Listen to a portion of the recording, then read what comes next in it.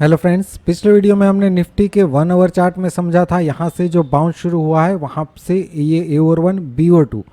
और सी ओवर 3 जो है यहाँ पे हम पूरा मान रहे थे और ये एक इरेगुलर करेक्शन हो सकता है, ऐसा हमने डिस्कस किया था। ये 3 और ये 4 हो सकता है और यहाँ से हमने फिफ्थ का प्रोजेक्शन निकाला था 38 to 61%। इस रेंज में वेव 5 का बाउंस हम एक्सपेक्ट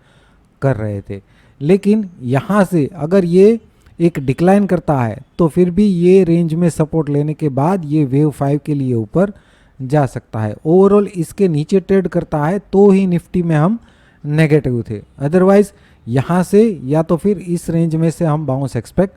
कर रहे थे। लेकिन निफ्टी जो है इसी रेंज के अंदर ट्रेड करता रहा और लास्ट सेशन में इसने लो को भी ब्रेक कर दिया है। तो अभी फिर से यहाँ से इस चार्ट को समझने की कोशिश करेंगे। यहाँ पे ये लो को ब्रेक करने के बाद अगर आप देखें तो ये डिक्लाइन जो है ये शार्प डिक्लाइन है, फिर उसके बाउंस के बाद ये डिक्लाइन जो है काफ़ी स्लो डिक्लाइन है और पॉसिबल है कि ये जो डिक्लाइन है ये एक करेक्टिव डिक्लाइन ही हो सकता है और यहाँ से आगे क्या हो सकता है वो भी स्मॉलर टाइम फ्रेम में इस पैटर्न को देख के समझने की कोशिश करेंगे। लेकिन यहाँ पे 1 आवर चार्ट में अभी क्या दिख रहा है, जो हमने यहाँ से प्रोजेक्शन निकाला था वेव 5 का वो तो चेंज हो जाएगा क्योंकि उसके नीचे एक नया लो बन चुका है, राइट। तो या तो यहाँ से निकाल सकते हैं हम या तो फिर इस रेंज में एक और डिक्लाइन की पॉसिबिलिटी अभी है। वो समझने के लिए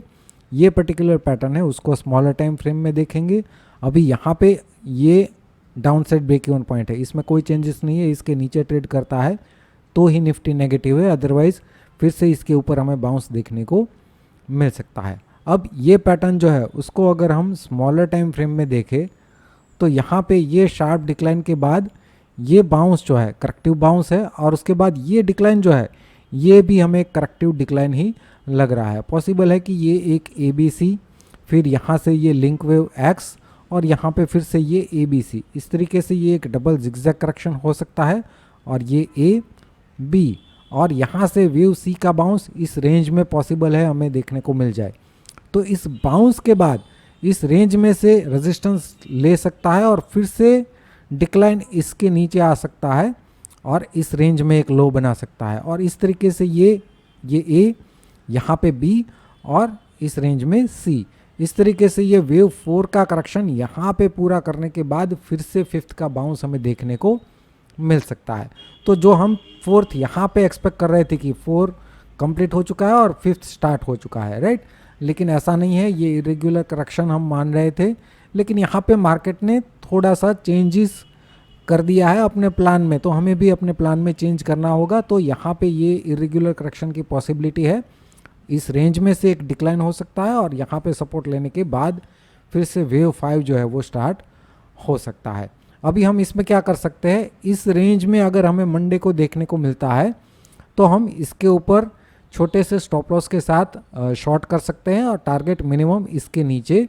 आ सकता है। या तो फिर आप ये जो डिक्लाइन है उसका मिनिमम 100 to 123% की रेंज कैलकुलेट कर सकते हैं, उस रेंज में एक डिक्लाइन हमें देखने को मिल सकता है। अगर आप यहाँ पे शॉर्ट नहीं कर पाते और यहाँ से डिक्लाइन इस रेंज में मिलता है तो ये 38% के पास आप बाइंग का प्लान कर सकते हैं, टारगेट आपका हो जाएगा फिर से हाई के ऊपर और आप वेव 5 का प्रोजेक्शन भी निकाल सकते हैं। जो हमने यहाँ से निकाला था वो फिर यहाँ जो लो बनेगा वहाँ से निकालेंगे। इसके नीचे आप कुछ पॉइंट के नीचे आप अपना स्टॉप लॉस प्लान कर सकते हैं, या तो फिर ऐसा भी कर सकते हैं कि यहाँ पे एक स्विंग लो बनाने के बाद जब बाउंस आता है इम्पल्सिव बाउंस तो उसके बाद एक छोटे से करेक्शन में आप ट्रेड लीजिए और जो भी लो होगा वो हो जाएगा आपका स्टॉप लॉस। इस तरीके से भी आप लॉन्ग प्लान कर सकते हैं, राइट। तो मंडे को यहाँ पे 2 ट्रेड मिल सकते हैं, अगर इसके आसपास मिलता है तो आप बाय कर सकते हैं और इस रेंज में मिलता है तो आप शॉर्ट कर सकते हैं। पहले यहाँ पे अगर आता है तो मिनिमम टारगेट इसके नीचे का और आप इसका 100 to 123% का टारगेट भी